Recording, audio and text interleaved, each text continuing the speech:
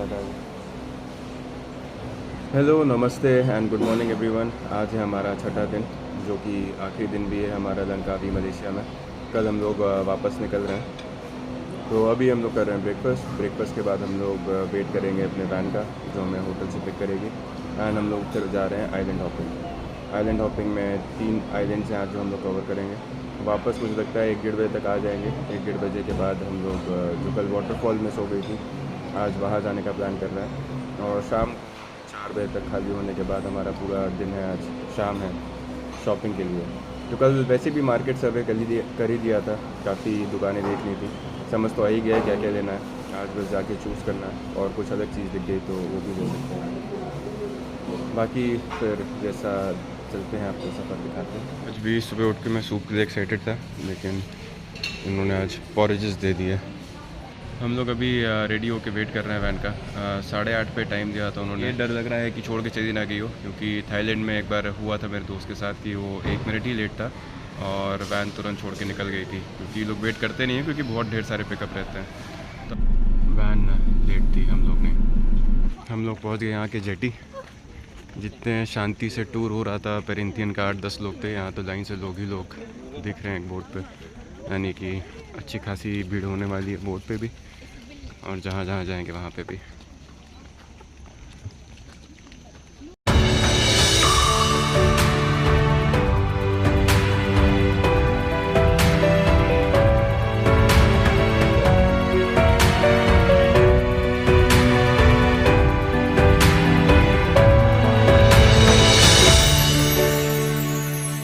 ये हम आ गए अपने फर्स्ट स्टॉप पे, जो कि है प्रेग्नेंट वाटर लेक। ये फ्रेश वाटर लेक है। हम लोग को भी यहाँ उतारा है बोट से और हम लोग जा रहे हैं आगे। तो मुझे लग रहा है ये भी बड़ा अच्छा जाने वाला है ट्रिप, क्योंकि 15 मिनट मुझे लगता है पहुँच गए थे। 15 मिनट में हम लोग जेटी से यहाँ पहुँच गए, और हमारे पास पूरा 1 घंटा है यहाँ टाइम बिताने को। कुछ अंदर एक्टिविटीज़ है मेरे ख्याल से, कायाकिंग, उसके बाद स्विमिंग, ये सब कर सकते हैं। तो अंदर जाके देखते हैं एक बार। वैसे इसका नाम है दयांग बुंतिंग मार्बल जियो फॉरेस्ट पार्क, लेकिन ये प्रोनाउंस करने में मुश्किल है। दूसरा नाम इसका है प्रेग्नेंट लेक। हैं क्या देख रहे हैं ध्यान से? और कीचड़ देख रहे होंगे, हमारे यहाँ कॉमन है ना, यहाँ नहीं होगा। अच्छा वो होंगे, वो टैडपोल्स देख रहे शायद से। और ये आ गया प्रेग्नेंट लेडी का टिकट काउंटर। वही मैं सोचूँ ट्रिप इतना सस्ता कैसे हो सकता है। यहाँ पे हर अलग अलग जगह की फ़ीस है। आप बोट से लाइफ जैकेट नहीं ले जा सकते हैं, आप यहाँ ही रेंट करिए। तो ये सिस्टम है, क्योंकि 800 रुपये आइलैंड हॉपिंग के लिए मुझे लगा ही था कि कुछ कम है। तो एंट्रेंस फ़ीस इन्होंने लिए 20 रिंगेट पर पर्सन। हाँ, मंकीज़ भी हैं, बच के रहना पड़ेगा, कुछ लेके ना भाग जाए। तो 20 रिंगेट पर पर्सन, यानी कि 40 रिंगेट 2 लोगों के हुए। तो 800 रुपये की पर पर्सन ट्रिप पड़ी, लेकिन 800 रुपये सिर्फ एंट्रेंस फ़ी यहाँ की। अब नेक्स्ट जगह जाते हैं, देखते हैं वहाँ भी एंट्रेंस फ़ीस रहेगी कि नहीं। भाई मुझे थोड़ा सा शॉकिंग लगा था कि इतनी सस्ती आइलैंड हॉपिंग ट्रिप कैसे हो रही है। लेकिन हाँ, ये सारी वाटर एक्टिविटीज़ हैं। Water activities, the lake view from water activity में कायाक, और सिर्फ आपको लाइफ वेस्ट देंगे, रेंट पे हो भी।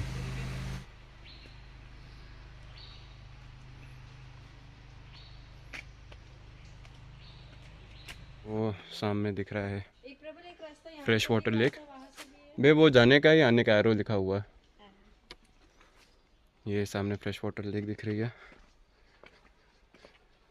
और हम लोग पहुंच गए pregnant lady fresh water lake. ये हर तरफ पहाड़ से घिरा हुआ है, फ्रेश वाटर है। और सही बताऊं तो कुछ मुझे वो 9 चुकिया ताल, 7 ताल की याद आ रही है। वैसे ही है अभी के लिए, तो हम लोग पहले हैं जो पहुँचे हैं यहाँ पे। तो जैसा मैं एक्सपेक्ट कर रहा था, पहले तो सोचा कि बहुत ज़्यादा भीड़ ना हो बोट को देखने के बाद, लेकिन मुझे लगता है अभी सबसे पहली ट्रिप ही हम लोग की हुई है यहाँ पे सुबह सुबह की। तो अभी सिर्फ हम लोग हैं, बाकी धीरे धीरे बोट वाले भी आ रहे होंगे। लेकिन हाँ, बहुत सुकून और शांति भरा एरिया है। वो सामने जो आप ब्रिज टाइप देख रहे हैं, वो मिरेकल बॉर्डर है। वहाँ से हल्का सा आगे जाएंगे तो ये फ्रेश वाटर लेक एक तरफ, एंड जस्ट दूसरे साइड आपका सॉल्ट वाटर, यानी कि समुद्र का पानी उधर मिलता है। मिलता भी नहीं कहेंगे, एक बॉर्डर सा बना हुआ है। तो यहाँ एकदम हरा पानी और वहाँ थोड़ा सा नीला पानी, ये अंतर देखने को मिलेगा। बाकी सोच रहा हूँ यहाँ से पहले स्विम कर लूँ और स्विम करने के बाद फिर वो देख के आऊँ पॉइंट। ये सब नहाने के छोटे छोटे पूल बने हैं बच्चों के लिए। एक पूल यहाँ बना है, एक पूल उधर बना हुआ है। बाकी मैं सोच रहा हूँ लाइफ जैकेट लेके अब कूद ही जाऊँ। और मुझे साइन बोर्ड देख के लग रहा है कि इंडियंस भी यहाँ खूब आते होंगे, क्योंकि नीचे हिंदी में भी इंस्ट्रक्शन दिया है, झील में तैरते समय लाइफ जैकेट पहनना अनिवार्य है। एक बार सोचा कि पानी में कूदा जाए, लेकिन पानी बहुत गंदा लग रहा है। मछली तो है एकदम काई जमी हुई है, कीड़े तैर रहे हैं। फिर सोचा यहाँ भी कूद सकते हैं, लेकिन यहाँ पे भी सब ऐसे ही है, एकदम साफ़ नहीं है। इससे बढ़िया है कि जब हम लोग बीच साइड जाएंगे तो वहीं पे कूद जाएं, वो ज़्यादा बेटर है। तो अब मैं जा रहा हूँ मिरेकल बॉर्डर की तरफ। 300 मीटर दूर है, बहुत ज़्यादा दूर नहीं है। पूर्वा ने तो कहा वो रेस्ट कर रही है, मैंने सोचा कि लिए घुमाऊँ। अभी तक के लग रहा था सुकून, लेकिन जैसे सारे बोट से लोग उतर आए तो चेचे पे होने लगी शांति वाली जगह पे भी। लेकिन अभी यहाँ शांति है, क्योंकि फिर से हम लोग मतलब 1-2 लोग ही यहाँ पे जा रहे हैं, ज़्यादा नहीं।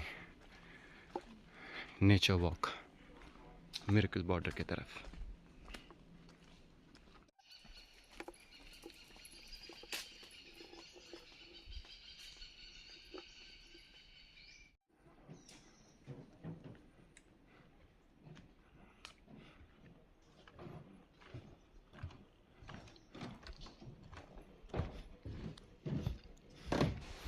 और ये है miracle border of pregnant maiden island. ये जो सामने देख रहे हैं फ्रेश वाटर लेक, और यहाँ पे सॉल्ट वाटर यानी कि समुद्र का पानी। तो यही था मिरेकल बॉर्डर। मुझे लगा शायद नीचे जाने की भी जगह होगी यहाँ पे, जो कि है नहीं।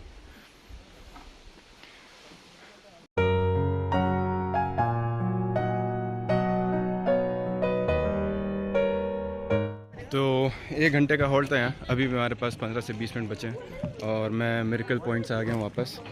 अपूर्वा हैरान परेशान टहलते हुए सामने से आ रही हैं। धूप तो खैर बहुत तेज़ है, लेकिन अब भीड़ काफ़ी बढ़ गई है। ये तो है कि हम लोग पहले ही थे जो यहाँ आए, तब काफ़ी लोग झील में कूद भी गए हैं, काफ़ी लोग कयाक भी कर रहे हैं। 1 घंटे का टाइम है, कैसे भी तो स्पेंड करना ही है आपको। कैसा लगा वेब, क्या किया आपने अभी तक? बंदर आ गया। मेरा बैग भी ऐसे उठा के गया, लेकिन छोड़ दिया। अच्छा, मैं तो बढ़िया को मस्ती करके आया। 7 ताल का राउंड मारा पूरा, और 7 ताल के उधर एक वो थी मिरेकल पॉइंट, मिरेकल बॉर्डर। तो उसमें वही था कि एक तरफ समंदर, एक तरफ झील। बैठना है वहाँ बैठ सकते हैं, वहाँ छाँव है उस साइड सामने। यहाँ बढ़िया बॉलीवुड गाना बजते हुए, जो कि मैंने भी नहीं सुना। आओ नो, ओके, थैंक यू। ऐसा लग रहा है कि हम लोग विक्रम में बैठ गए।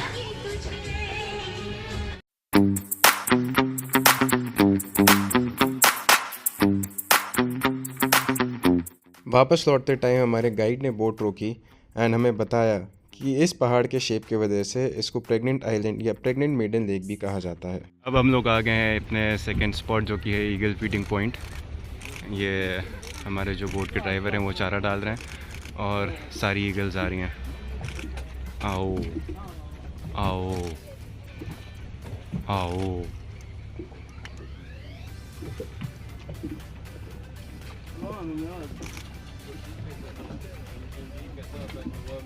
यहाँ की ईगल पता नहीं क्यों बड़ी अलग सी दिख रही है, सुंदर सी।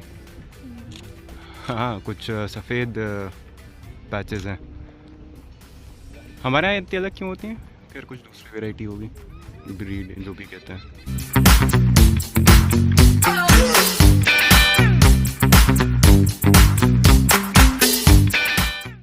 ये था हमारा थर्ड स्टॉप, जहाँ पे हमें इस ब्रिज पे उतारा गया एंड वेव्स बहुत तेज़ होने के कारण इस पे बैलेंस मेंटेन करना बहुत ही डिफ़िकल्ट था। यहाँ पे हम लोग को 1 से 1.5 घंटा हॉल्ट है और स्नॉर्कलिंग कर सकते हैं, फिश फीडिंग कर सकते हैं, स्विम कर सकते हैं, उसके बाद फिर 1 घंटे बाद वापस। मुझे लगता है काफ़ी अच्छी और शॉर्ट ट्रिप थी। कोई ऐसा नहीं कि 1 घंटे जाना है दूर, 2 घंटे दूर जाना है, तो 10-15 मिनट में हर जगह पहुँच रहे हैं और फिर वापस।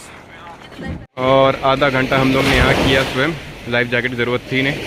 एक भाई साहब मिल गए तो उन्होंने कहा कुछ देखने लायक है नहीं, तो किसी ने भी लाइफ जैकेट और स्नॉर्कल मतलब लिया है, लेकिन बहुत कम लोगों ने लिया है। हम लोग यहीं अपना चिल कर रहे हैं। 1 घंटे का यहाँ समय था, इसके बाद हम लोग को वापस। ये भी काफ़ी अच्छी बीच है। हम लोग ये कई समय से पहले थे, नहीं तो भीड़ अभी धीरे धीरे बढ़ती जा रही है। बोट्स लगातार आ रही हैं अभी यहाँ पे भी, यहाँ पे उधर हर जगह लोग अपना नहा ही रहे हैं। और टाइम से आधे घंटे पहले ही हमारी बोट ने हमें वापस जेटी पे छोड़ दिया है, तो हम लोग जा रहे हैं होटल की तरफ। होटल से उठाएंगे अपनी स्कूटी और स्कूटी से जाएंगे वाटरफॉल। यहाँ से हमारे होटल से 22 किलोमीटर पड़ता है स्काई ब्रिज, और वाटरफॉल भी जस्ट बगल में ही है। तो लंच करना होगा तो रास्ते में देखेंगे, कहीं अगर कुछ अच्छा स्पॉट मिल गया तो वहाँ कर लेंगे, नहीं तो वाटरफॉल में नहाने के बाद कर लेंगे, क्योंकि ऑलरेडी हम लोग थोड़े बहुत भीगे तो हुए ही हैं, और जब तक अच्छे से नहा हो ना तब तक वो फ्रेशनेस फील होती नहीं है। तो निकलते हैं यहाँ से होटल की तरफ। हमारे होटल की एक बात अच्छी है, आप वापस आते हैं तो आपको पूरा कमरा साफ़ सुथरा बेड बना हुआ मिलता है। भले ही आपने बोला हो ना बोला हो, लेकिन ये चीज़ तब तक अच्छी जब तक हमारा सामान सेफ़ है। तो कल भी हम लोग जब वापस आए थे तो हमें पूरा सामान एकदम प्रॉपर सेट मिला था, कमरा एकदम बना हुआ, और जिसके लिए हमें बोलना भी नहीं पड़ा, तो दैट इज़ गुड। ये सब कुछ साफ़ सुथरा सूखा हुआ, वेरी नाइस। हम लोग के पास पूरा दिन था घूमने का और टाइम स्पेंड करने का, तो हमें कहीं भी पहुंचने की कोई जल्दी नहीं थी।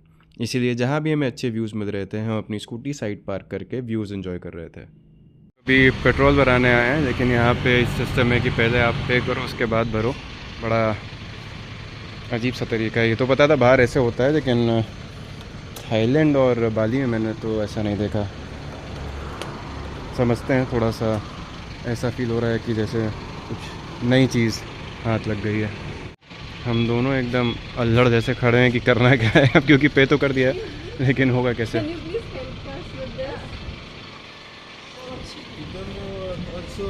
Okay, we have to pay first but we don't have any idea what to do now.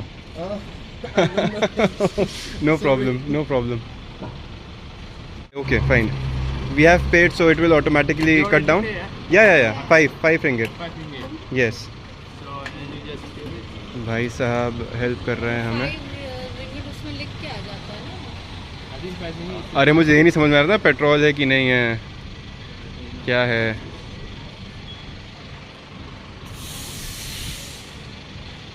ये 5 it will automatically cut down at 5। Yeah, it's already and then stop. Then stop. Okay. Thank you so much, boss. Thank you. अच्छा खासा। Finally हम लोग petrol भरवा के निकल गए। इससे पहले कि उसकी फोटो भी ले रहे हो। इससे पहले मैं इतना कंफ्यूज कभी नहीं हुआ, पता नहीं था, लेकिन यहाँ 1 पॉइंट था और 100 रुपये में पूरी की पूरी लगभग टंकी फुल हो गई है। मुझे लगता है ज़्यादा भरवा दिया। चलिए कोई नहीं, अब ज़बरदस्ती भूखूँगा कल सुबह में, सुबह उठ के। अब हम लोग पहुँच गए 7 वेल्स वाटरफॉल। स्कूटी पार्क की, और 7 वेल्स मुझे लगता है शायद इनके लेवल के नाम पे दिया हुआ है, क्योंकि कुछ 7 लेवल हैं यहाँ पे।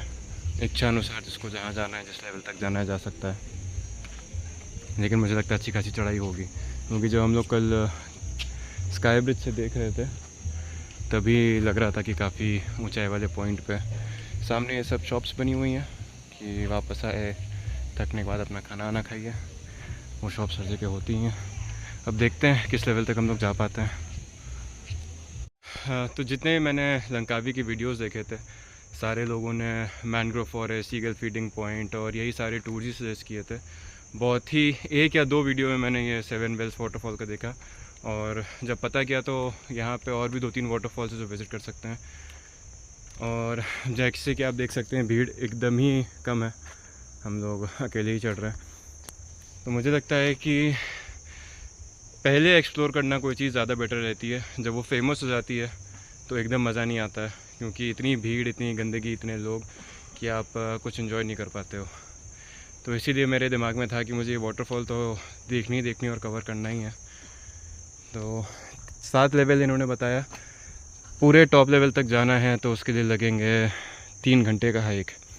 3 घंटे का हाइक तो कोई नहीं करने वाला हम दोनों में से। तो पहला लेवल है 10 मिनट का, दूसरा लेवल है 20 मिनट का, तीसरा लेवल का वाटरफॉल है 35 मिनट का। देखते हैं कितने लेवल तक हम लोग जाते हैं। अगर पहले लेवल पे अच्छा कुछ स्पॉट दिख गया नहाने वहाने का तो हो सकता है हम लोग पहले से नहा के आ जाए, नहीं तो दूसरे तीसरे तक मैं तो जा सकता हूँ।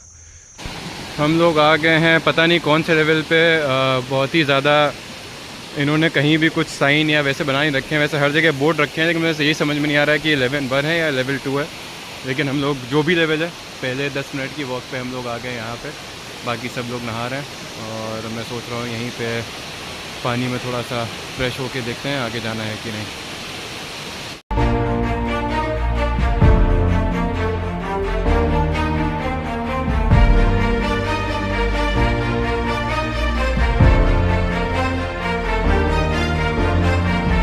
ये पहला लेवल है, दूसरा नहीं पता, जो भी लेवल है काफ़ी अच्छा रहा।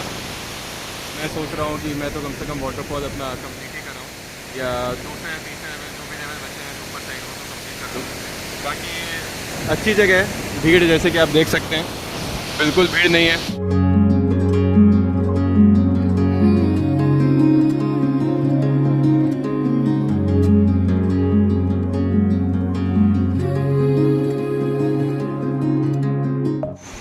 ये आ गए हम लोग अपने नेक्स्ट लेवल पे।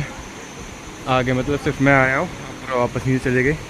मैंने सोचा जब इतनी दूर से आए हैं तो कम से कम देखना पड़ेगा। और जैसा कि आप देख सकते हैं अच्छी खासी गलती कर दी मैंने। बहुत लंबी चढ़ाई थी और चढ़ाई के बाद दूसरी रही वाटरफॉल। ये बीच में तीसरी गायब हो गई तो मुझे पता नहीं एकदम से, लेकिन अभी मैं इसमें स्लाइड करके नीचे ज़रूर जाऊँगा, ये तय है। क्योंकि अच्छी खासी थकान थी, एक डिप का दोबारा मेरा मन है यहाँ तैर के स्लाइड करके नीचे जाना है, फिर देखते हैं। अभी अपूर्व को लाता तो गाली देती मुझे लगातार। तो ये रहा ऊपर से व्यू हमारा दूसरे पॉइंट का, वाटरफॉल का, जो कि वाटरफॉल नहीं बस एक नहाने का पॉइंट आप कह सकते हो। यहाँ से नीचे वाटरफॉल जा रही है जो हमें वहाँ सामने गंडोला से दिख रही थी। बढ़िया सा डिप लिया, 10-15 मिनट नहाया और मैं वापस जा रहा हूँ नीचे, क्योंकि इससे ऊपर जाने की मेरी हिम्मत है नहीं है। तो सेकंड वाटरफॉल में आपने देखा होगा एक छोटी सी स्लाइड नीचे जा रही थी। मेरा बहुत मन था उस स्लाइड से नीचे जाने का, लेकिन पूरा भी साथ नहीं थी तो मैं थोड़ा डर रहा था इफ़ इन केस कुछ गलत ना हो जाए। बाकी मैंने 2-3 लोग से पूछा भी तो कोई बताने वाला था नहीं वहाँ पे, तो इसलिए मैंने ट्राई नहीं किया, मन मार के आया हूँ। बाकी अभी मैं वापस जा रहा हूँ नीचे। ये है नीचे जाने की सीढ़ियाँ। जो भी पॉइंट हम आए थे दूसरे वाले, पता नहीं वो दूसरा था तीसरा लेवल था कौन सा लेवल था, लेकिन अच्छी खासी सीढ़ियाँ चढ़नी और उतरनी पड़ी इसके लिए। पहला तो मेरे ख्याल से 10 मिनट दूर था, लेकिन ये थोड़ा सा लेंदी है। बाकी वो 7वां लेवल जो बता रहे हैं 3 घंटे हाइक का, वो कैसे ही लोग करते होंगे, गॉड नोस। चिनांग बीच से 4 से 5 किलोमीटर पे ही एक गो कार्टिंग ट्रैक भी है, जो कि बहुत ही अच्छा बना हुआ था। मेरा बहुत मन था करने का, मैंने सोचा बाद में करूँगा, लेकिन वो मौका कभी आ ही नहीं पाया। अभी के बज रहे हैं 5 और हम लोग अपने वाटरफॉल एक्सकर्जन से वापस आ गए।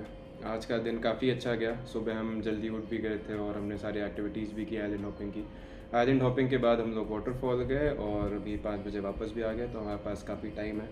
अभी हम लोग करेंगे 1 घंटा आराम, थोड़ा सा सोएंगे भी नहीं, बस कमर स्ट्रेच करेंगे। उसके बाद 1 घंटे बाद निकल जाएंगे वही सामने सनसेट देखने। तो दूसरी चीज़ मैं आपको ये बताना चाहूँगा कि हम लोग का जो स्कूटी लेने का डिसीजन था वो काफ़ी अच्छा था। 700 रुपये में स्कूटी पड़ी, जो कि मेरे ख्याल से 100-200 महंगी थी। यूजुअली हमें 400-500 बाहर थाईलैंड में भी या बाली में भी मिल जाती है और गोवा में भी मिल जाती है। लेकिन जब हम लोग ने पेट्रोल भराया, जो मैंने आपको इंसिडेंट दिखाया था पेट्रोल वाला, कि हम लोग एकदम कंफ्यूज थे और ऐसा लग रहा था कि कहीं से अलग प्लानट से आ गए। तो जब पेट्रोल भराया तो उसमें थे 1 पॉइंट, और पेट्रोल भराने के बाद लगभग टंकी पूरी फुली हो गई थी, 1 पॉइंट बचा होगा सिर्फ उसमें। तो ये देख के तो मैं बहुत खुश हुआ। 50 रुपये लीटर यहाँ पे पेट्रोल का प्राइस है, और अभी भी हम लोग अगर 100 किलोमीटर और अपनी स्कूटी चलाएं तो हमारी स्कूटी आराम से चल सकती है। तो ये समझिए कि 1400 रुपये जो हमने रेंट दिया है और 100 रुपये का हमने सिर्फ पेट्रोल भरा है, तो 1500 में हमारा 2 दिन का पूरा ट्रैवल कंप्लीट हो गया। और बाकी लंकावी की रोड्स बहुत ही अच्छी हैं, बहुत ही सीनिक व्यू था जहाँ जहाँ हम लोग गए, हर तरफ कुछ ना कुछ आपको अच्छे नज़ारे दिखेंगे ही दिखेंगे। एक पॉइंट आता है जब आप राइट साइड पे एयरपोर्ट देखते हो और लेफ़्ट साइड एकदम सी है, बीच में छोटे खाने पीने के जॉइंट्स भी बने हुए हैं, तो वो भी काफ़ी अच्छा है। वहाँ भी आप अच्छे से टाइम स्पेंड कर सकते हो, बैठ सकते हो, रिलैक्स कर सकते हो।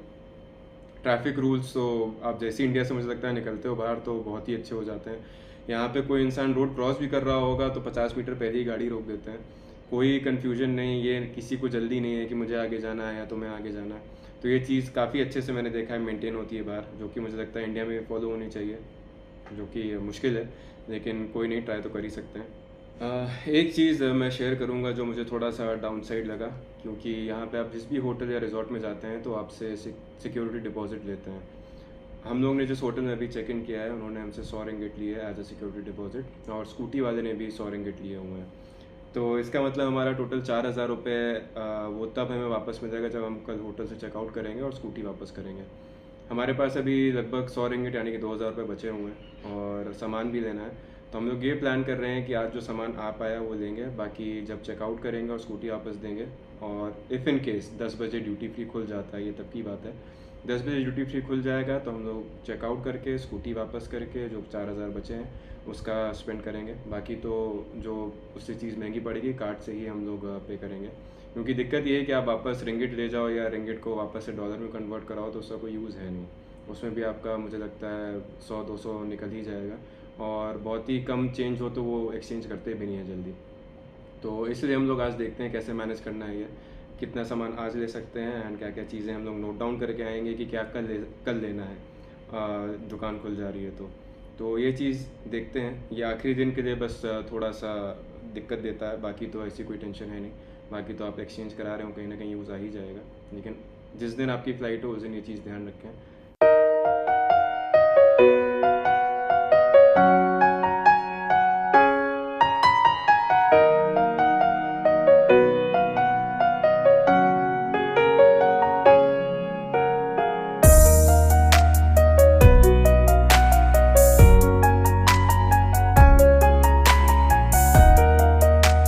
अभी तैयार होते होते रियलाइज़ किया कि लॉकेट तो मैं अपना वाटरफॉल पे ही छोड़ आया हूँ।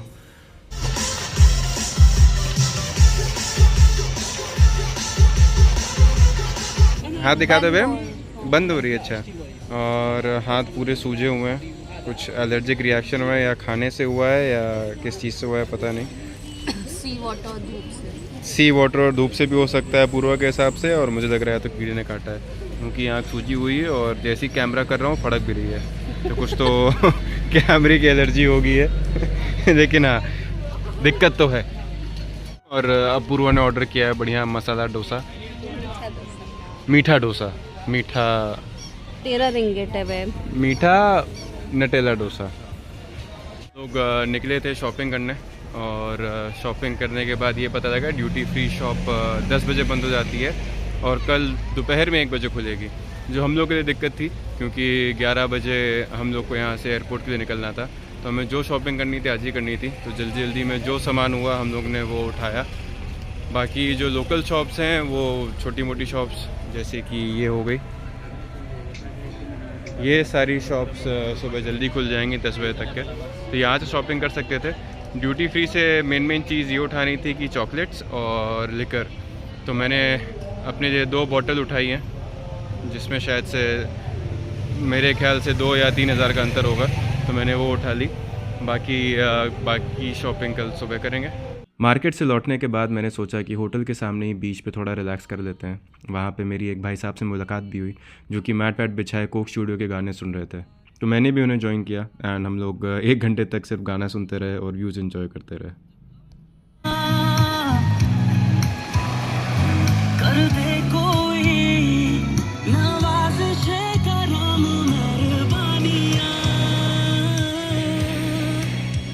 Hello everyone and good morning. आज है हमारी फ़्लाइट, 7वां दिन है। मेरे पास अभी 3 घंटे हैं स्पेंड करने को, तो अब पूरा अपना पैकिंग में लगी हुई है, क्योंकि पैकिंग भी अभी करनी है और हमें निकलना है। मैंने सोचा अभी टाइम है तो क्यों नहीं कहीं आसपास घूम आते हैं। तो मैं एक गुनुंग राया पॉइंट है माउंटेन के ऊपर, वहाँ से बड़ा अच्छा व्यू दिखता है, तो मैं तो स्कूटी है ही, 1-2 घंटे बाद वापस करनी है, तो मैं तो निकल रहा हूँ अभी वहाँ पे, और होपफुली 2 घंटे में वापस भी आ जाऊँगा। फिर थोड़ी बहुत अपनी पैकिंग निपटा के हम लोग चलेंगे एयरपोर्ट की तरफ। अभी शॉपिंग ही बाकी है, क्योंकि हमें अभी सिक्योरिटी डिपॉजिट जो लेना था वो अभी हम लेंगे और उससे शॉपिंग करेंगे। इफ़ इन केस बच जाता है तो उसको करेंसी एक्सचेंज करा के डॉलर में कन्वर्ट करा के निकलेंगे। तो निकलते हैं। मैं ऑन द वे हूँ गुरुंग राया व्यू पॉइंट के। एक डरावनी बात थोड़ी सी ये है कि जब से मैंने नीचे से चलना चालू किया है, पूरे 12 किलोमीटर के स्ट्रेच पे ना मुझे कोई बंदा दिखा, ना बंदे की जात, प्लस पूरे पहाड़ पे हर जगह कुत्ते बैठे हैं, वो भी झुंड में, जो कि ऐसा लग रहा है कि बस अटैक करने वाले हैं। तो मैं थोड़ा डरा भी हुआ हूँ, क्योंकि एक भी गाड़ी नहीं दिख रही और एक भी बंदा नहीं दिख रहा। अभी भी यहाँ से मेरे ख्याल से 4 या 5 किलोमीटर बाकी है। तो अब मैं दूसरा थॉट दे रहा हूँ कि जाऊँ ना जाऊँ, क्योंकि पीछे आप देख सकते हैं कि उधर साइड बादल आए हुए हैं और शायद बारिश हो जाए, और बारिश हो गई तो मेरे लिए दिक्कत हो जाएगी, क्योंकि जाना मुझे लंबा है, कम से कम 35-40 किलोमीटर का यहाँ से वापस का रास्ता है। तो मैं सोच रहा हूँ ये रिस्क लूँ ना जो। व्यू पॉइंट बाद में भी देख लेंगे, लेकिन थोड़ा सा रिस्की लग रहा है मुझे, क्योंकि कोई भी नहीं है, एकदम सन्नाटा। ये भी नहीं कि एक गाड़ी दिख गई हो, और यहाँ पे बंदर बहुत हैं।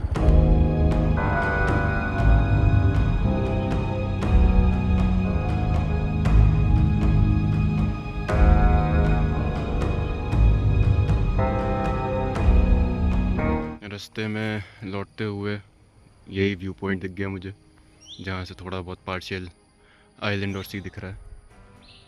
मेरे लिए आज का व्यू पॉइंट यही था। बस एक बहुत बढ़िया सीनिक ड्राइव हो गई, सीनिक और स्केरी ड्राइव। काफ़ी सन्नाटा है।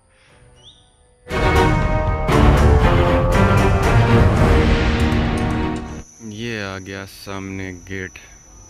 अब जाके मुझे लोग दिखना चालू हुए हैं, तो मेरी जान में जान आई है। कि मैं अकेले हूँ तो चलते चलते बहुत ज़्यादा वीडियोस दे नहीं पाया। 1-2 बार मुझसे मैनेज हुआ, तो मैंने कहा पहाड़ पर ज़्यादा रिस्क नहीं लेंगे, तो 1-2 बार मैंने वीडियो लिए है उसके। और बीच बीच से खैर थोड़ा बहुत व्यूज़ दिख ही रहे थे साइड से काफ़ी व्यूज़ दिखे। प्लस यहाँ आने का मेरा एक ये मोटिव था, क्योंकि ये आइलैंड के बीचों बीच पड़ता है, तो एक 360 डिग्री व्यू देता पूरे आइलैंड का, यानी कि हर तरफ से आप लैंड और सी दोनों देख सकते थे।